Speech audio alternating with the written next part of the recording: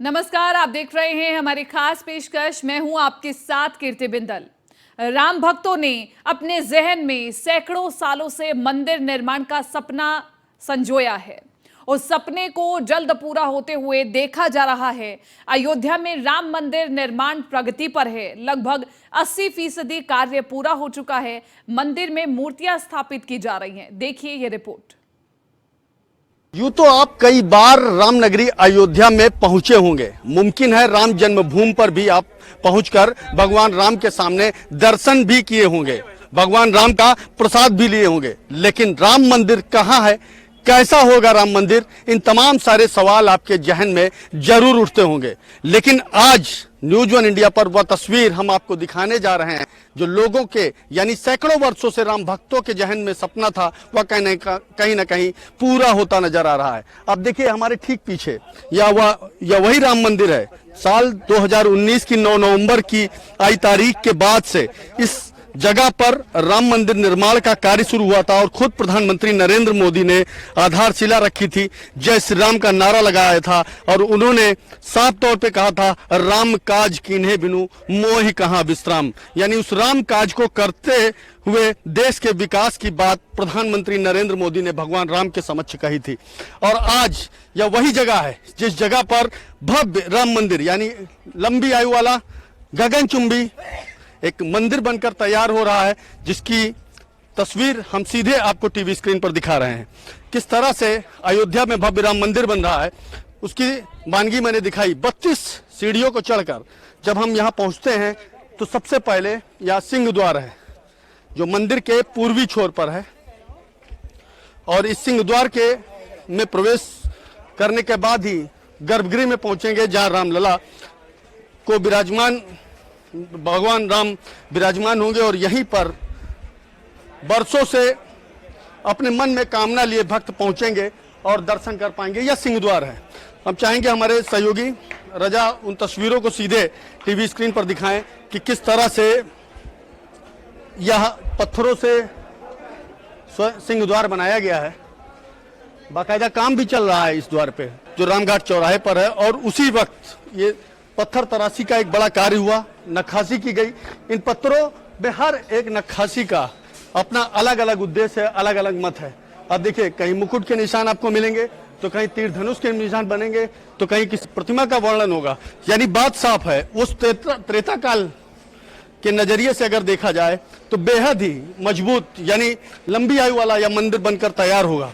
अब दिखाते हैं हम ठीक और पीछे की तस्वीरें। गर्भगृह से पहले यहाँ पर रंगमंच तैयार किया जाना है और इस रंगमंच में भगवान राम के जीवन काल यानी चाहे उनके जन्म काल की बात हो, उनकी शिक्षा दीक्षा की बात हो, मुनि वशिष्ठ से जिस समय भगवान राम दीक्षा लेते हैं या फिर माता कौशल्या को जब उन्होंने विराट रूप दिखाया था उस रूप का वर्णन हो, भगवान राम के विवाह की बात हो, सीता स्वयंवर यानी, और इसके बाद पूरे लंका कांड तक के तमाम सारे वर्णनों को यहाँ पर दोहराया जाएगा और बताया जाएगा कि भगवान राम की जो महिमा है, लीला है, वह बेहद ही लोगों में सीख देने वाली रही है। आखिर किस तरह से पुरुषोत्तम भगवान श्री राम कहलाए, इन सब तमाम बातों का वर्णन भी यहाँ पर होना है। आप इंजीनियर हैं टाटा कंस्ट्रक्शन, बिल्कुल, क्या तैयारी हुई और किस तरह से बनाया जा रहा है, हम चाहते हैं कि हमारे दर्शकों को आप विस्तार में बताएं। तैयारियां तो काफ़ी टाइम से चल रही है। इसका मतलब जो डिज़ाइनिंग तो 92 से चला जा रहा है जैसे है। तो अभी उसी नागा शैली में मंदिर को डिज़ाइन करके उसको रूप दिया जा रहा है। तो अभी हम 80% काम कंप्लीट कर चुके हैं बोतल के लिए। अब केवल फ्लोरिंग का काम बाकी है और जैसे आप देख रहे हैं कुछ मूर्तियां बन रही है अपने कॉलम्स पे, वो काम चालू है। अच्छा, ये क्या बना रहे हैं, ये लोग क्या कर रहे हैं? ये इसमें जैसे जैसे मंदिर में हम बढ़ते जाते हैं वैसे वैसे कहीं कहीं उसमें मूर्तियाँ दी जाती हैं, जैसे गणेश जी, शिव जी, नृत्यांगनाएं, देवांगनाएं, इन सबको। तो वो मंडप के हिसाब से जो शास्त्रों में वर्णित है कि जब आप एंटर करेंगे तो वो सब मतलब रामलला जब यहाँ पे आए हैं तो बाकी सब देवता भी आए हैं, सब कुछ यहाँ पे आया है, पूरा उनका दरबार लगा है। तो उसी हिसाब से ये सब उनको रिप्रेजेंट करेंगे। अच्छा, जैसे ये अभी कहा गया कि ये 2 तरीके के यानी जो गर्भगृह रहेगा उससे पहले के ये 2 मंडप क्या हैं? नहीं, 3 मंडप है यहाँ पे। स्टार्टिंग में हमारा नृत्य मंडप है, उसके बाद रंग मंडप है, उसके बाद दरवाजे आ जाते हैं। दरवाजे के सराउंडेड वाला गुड़ मंडप है। अच्छा, और सामने ये रंग मंडप का क्या महत्व होगा? क्या क्या ऐसा है कि रंग मंडप आखिर बनाने के पीछे की वजह? नहीं, ये शास्त्रों में नाम दिए हुए हैं, मंडप का नाम ऐसा नहीं है। और डिफरेंस होता है उनकी हाइट में। धीरे धीरे जो पहला मंडप है वो थोड़ा नीचे रहता है, फिर अगला मंडप ऊपर होता है, फिर अगला मंडप और ऊपर होता चला जाता है। इस तरीके से वो हाइट के हिसाब से उनको डिवाइड किया जाता है, ताकि दूर से देखने पे हर चीज दिखे। एकदम से ऐसा ना हो कि लेवल डिफरेंस एकदम से दिखने लग जाए। अच्छा, दिशा की बात की जाए तो इसको ईस्ट यानी पूरब की तरफ, ये पूरब है तो जो सीधे रामपथ पे जाएगा। बिल्कुल, ये सीधे रामपथ पे बिल्कुल रामपथ से यहीं पे एंट्री हो जाएगी। अच्छा, मंदिर बनने की बात की जाए, चूंकि आप इंजीनियर हैं और हमसे आम लोगों से बेहतर आप समझते हैं, कितना और समय लगेगा भगवान राम को यहाँ पर स्थापित होने में और दर्शकों को यानी भक्तों को उनके दर्शन करने में? श्रद्धालुओं के लिए जो दिया हुआ है जनवरी में, उस टाइम तक रामलला यहाँ पे आ जाएंगे। उनकी प्राण प्रतिष्ठा जनवरी में जो प्रोग्राम तय होगा उस हिसाब से रहेगा। हम लोगों का काम है कि हम उसके पहले यहाँ पे भूतल को तैयार करके कंप्लीट करते हैं। आगे वर्कर की अगर हम बात करें तो किस तरह की अनुभूति आपको हो रही है यहाँ पर काम करने को? चूंकि टाटा कंस्ट्रक्शन से है, जाहिर सी बात है कि आपने बहुत सारे जगहों पर आपने काम किया होगा, बनाया बहुत कुछ होगा, लेकिन राम मंदिर के निर्माण की कहीं ना कहीं जिम्मेदारी में मतलब ये तो जिसे कहते हैं ना कि हमारा सौभाग्य है जो ऐसे प्रोजेक्ट्स पे डायरेक्ट हम लोगों को एंट्री मिली है और अपने आप को बहुत भाग्यशाली समझते हैं। बिल्कुल, ये मुस्कान बताती है कि गर्व की अनुभूति हो रही है और निश्चित न्यूज वन इंडिया को भी यानी मुझे भी इस बात की का गर्व है कि मेरे ही समय में राम मंदिर का फैसला आया। राम मंदिर में ही भगवान राम विराजमान होंगे साल 2024 की जनवरी में। दिखाते हैं हम और तस्वीरें कि यह गर्भगृह परिसर को सीधा रास्ता जाता है और हम चाहेंगे कि हमारे सहयोगी सीधी वो तस्वीरें दिखाएं कि जहां पे भगवान राम को विराजमान होना है, जहां भगवान राम अपने भक्तों को हर दिन दर्शन देंगे। लाखों की तादाद में श्रद्धालुओं को आने के लिए तैयारियां की जा रही हैं। भक्तों को आने के लेकर तमाम तरह की व्यवस्थाएं की जा रही हैं, चाहे वह एयरपोर्ट की बात हो, रेलवे स्टेशन की बात हो, तमाम सारी धर्मशालाओं की बात हो, होटल्स की बात हो, तमाम सारे 5 सितारा, 3 सितारा, 7 स्टार, ये तमाम ऐसे होटल हैं जो अयोध्या में बनने जा रहे हैं। अयोध्या में लाखों भक्तों के पहुंचने के लिए यहाँ पर व्यवस्थाएं की जा रही हैं। आप देखिए किस तरह से हम पहुंच रहे हैं इस समय गर्भगृह परिसर में, और ये वही गर्भगृह परिसर है जिस जगह का सपना लोगों के जहन में सैकड़ों वर्षों से था। सैकड़ों वर्षों से लोग उम्मीद कर रहे थे कि जल्द से जल्द हमारे आराध्य प्रभु श्री राम अपने मंदिर में विराजमान हो, अपने मंदिर में लोग उनका दर्शन कर सकें। अब देखिए किस तरह से गर्भगृह तैयार हो चला है। बेहद ही कम समय है और उस समय के उस अवधि के अंदर ही पूरे गर्भगृह को तैयार कर देना है। अब देखिए सीधी तस्वीरें उस गर्भगृह की, ये पूरा गर्भगृह रहेगा, यानी पूरब से पश्चिम की तरफ देखने पर विराजमान भगवान रामलला का सीधा दर्शन दर्शक कर सकेंगे। आप यहाँ पे ना अच्छा कुछ नहीं बोलेंगे, लेकिन देखिए किस तरह से सीधी तस्वीर हम जरूर चाहेंगे अपने सहयोगी के माध्यम से कि वह गर्भगृह परिसर की सीधी तस्वीर हमारे न्यूज वन इंडिया के दर्शकों को दिखाते रहें। हम चाहेंगे कि नजदीक से रामलला के दर्शन करने को लेकर आप देखिए ये गर्भगृह परिसर है और बेहद ही शानदार, और इसी गर्भगृह परिसर में भगवान राम विराजमान होंगे। आप देख रहे हैं यानी जो ये ध्वज है यह इस बात की निशानी है कि इसी जगह पर भगवान राम की प्रतिमा स्थापित होनी है। हमारे सहयोगी दिखाएं कि इस ध्वज जिस जगह पर ध्वज मौजूद है इसी जगह पर भगवान राम की प्रतिमा स्थापित की जाएगी। इसी जगह पर वो सपना पूरा होगा जिस सपने को सैकड़ों वर्षों से राम भक्त अपने जहन में सजोए हुए रखे थे।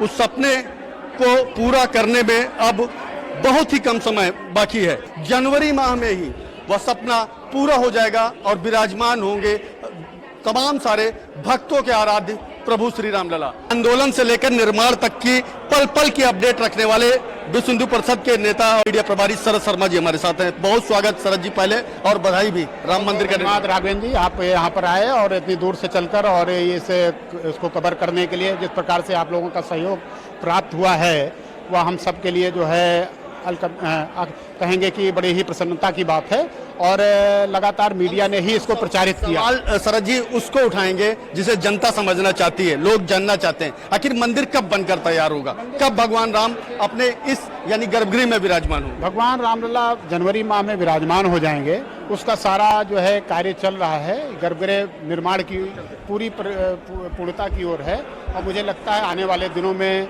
भगवान रामलला जनवरी माह में अपने अधिष्ठान पर विराजमान होंगे, आसन पर विराजमान होंगे। लाखों लोग जो भक्त हैं वो दर्शन प्राप्त करेंगे। तो ये सब प्रयास ट्रस्ट के द्वारा हो रहा है, कारीगर जो है रातों दिन लगे हुए हैं।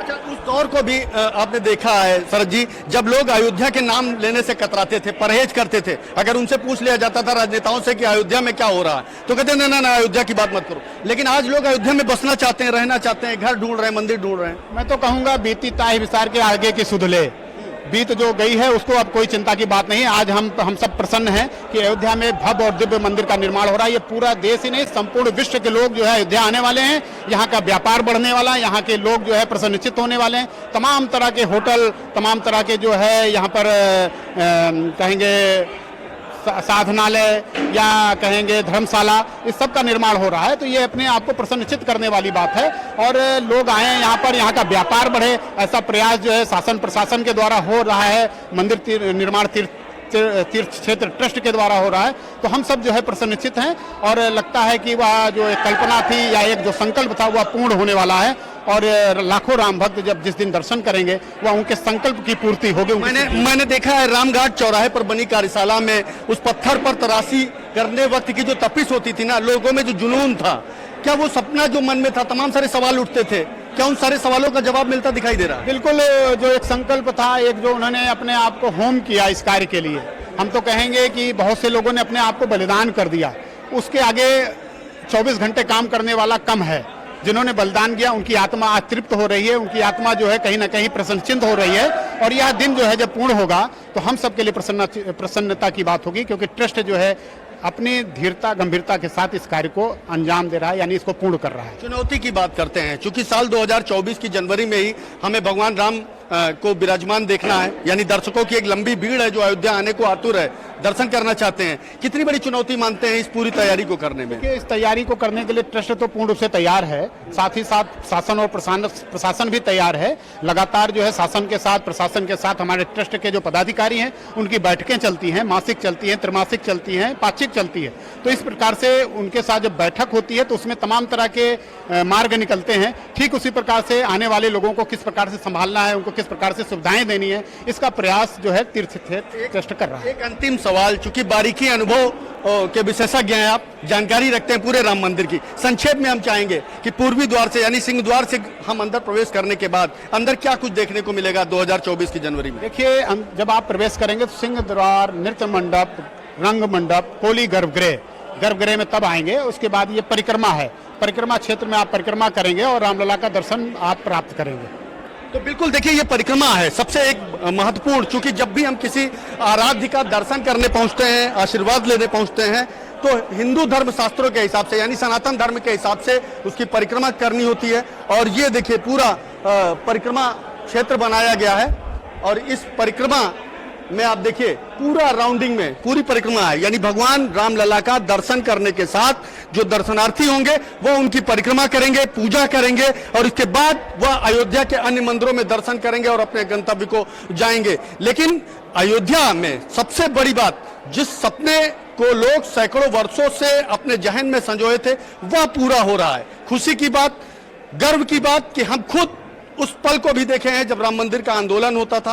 तमाम सारे साधुओं ने आमरण अनशन किया, तमाम सारे साधुओं ने सरयू में कूदने तक की धमकी दे डाली, न्यायपालिका, कार्यपालिका, विधायिका, इन सब से सिफारिश भी की, लोगों से अनुरोध भी किया कि बहुत जल्द से जल्द फैसला। और आखिर 2019 की 9 नवंबर की तारीख ने अयोध्या के उस सपने को पूरा करने में 4 चांद लगाए थे और आज यानी आज के दिन में भूतल तैयार हो चुका है उस गर्भगृह का, उस परिसर का, जिस परिसर में लोग लाखों की तादाद में पहुंचेंगे और प्रशासन उनकी अगवानी को लेकर पूरी तैयारी के साथ अयोध्या को सजाने और संवारने में लगा है। सहयोगी रजा के साथ राघवेंद्र शुक्ला, न्यूज 1 इंडिया, अयोध्या। यूं तो आप कई बार रामनगरी अयोध्या में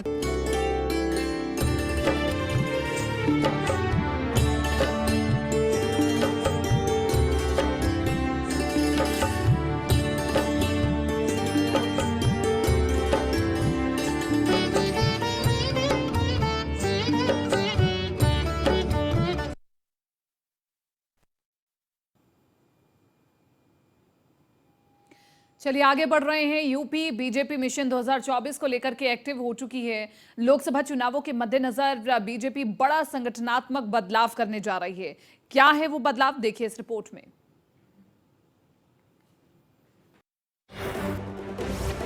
लखनऊ स्थित बीजेपी कार्यालय खचाखच भरा था। कार्यालय में प्रदेश संगठन के तमाम नेता पहुंचे थे। मौका था मिशन 2024 को लेकर मंथन का। बैठक की अध्यक्षता प्रदेश अध्यक्ष भूपेंद्र चौधरी ने की। बैठक का सारा लोबोलुआब ये था कि मिशन 2024 को लेकर किस तरह सूबे की 80 सीटों को फतह किया जाए। इस मिशन के फतह में कहां संगठन कमजोर पड़ रहा है उसे दुरुस्त किया जाए। दरअसल सांगठनिक दृष्टि से बीजेपी ने प्रदेश को 98 जिलों में बांटा है। जिन जिला अध्यक्षों को हटाया जाना है उनमें कुछ लंबे समय से पद पर जमे हैं तो कुछ के खिलाफ गंभीर शिकायतें मिली हैं। कुछ जिला अध्यक्षों की निष्क्रियता भी पार्टी को खटक रही है। बैठक में संगठन में बदलाव को लेकर चर्चा की गई। इस दौरान ये तय हुआ कि सभी संगठनात्मक 98 जिलों में ऑब्जर्वर तैनात किए जाएंगे। ये ऑब्जर्वर 15 जुलाई तक जिला अध्यक्षों के नाम की लिस्ट प्रदेश संगठन को सौंपेंगे। इस लिस्ट के मुताबिक 25 जुलाई तक जिलों में प्रदेश संगठन नई टीम का गठन करेगा। देखिए, ये सब तो बदलाव संगठन में ये अनवरत या प्रक्रिया है, होती ही रहती है। अब क्षेत्रीय स्तर पर क्षेत्रीय अध्यक्ष बने हैं तो उसमें कुछ आंशिक बदलाव के साथ काम करेंगे, लेकिन कोई भी हो कार्यकर्ता ही आएगा और कार्यकर्ता और सभी कार्यकर्ता आज का भी हो, पहले का हो, आने वाले कार्यकर्ता हो, पदाधिकारी हों, वो सब मिलकर भारतीय जनता पार्टी को 80 में 80 सीटें मिले। नरेंद्र मोदी जी तीसरी बार देश का नेतृत्व एक बार फिर से करें, यही सबके मन में इच्छा है। अभी तक जिलों में अध्यक्षों की नियुक्ति के लिए प्रभारी फीडबैक देते थे। ये फीडबैक स्थानीय कार्यकर्ताओं और नेताओं के इनपुट पर आधारित होता था। वहीं दूसरी तरफ यूपी के कुछ जिलों में निठल्ले जिला अध्यक्ष बदले जाने हैं। ऐसे में कयास लगाए जा रहे हैं कि ऑब्जर्वर की नियुक्ति लोकसभा चुनाव के मद्देनजर की गई है। इन्हें जिलों में नई टीम के गठन के बाद कुछ और अहम जिम्मेदारियां सौंपी जा सकती है। यानी बीजेपी अपनी संगठन को मजबूती के लिए एक और विकल्प तलाश लिया है। बीजेपी अच्छी तरह जानती है कि दिल्ली की गद्दी का रास्ता यूपी से होकर जाता है। ऐसे में बीजेपी 2024 को लेकर किसी तरह की चूक किंतु परंतु को दूर कर लेना चाहती है ताकि वो प्रदेश की 80 सीटें अपनी झोली में डाल सके। Bureau report, news 1 India. फिलहाल इस खास पेशकश में मेरे साथ इतना ही। दीजिए इजाजत, नमस्कार।